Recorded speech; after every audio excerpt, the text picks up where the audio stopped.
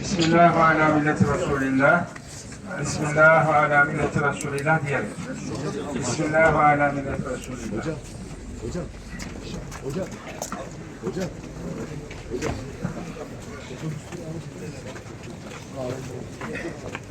Değerli cemaatimiz, kahvenin orada otobüs olduğundan bahseden buradaki ilgili arkadaşlar, cenazeye iştirak edenler o otobüslerden istifade edebilirler.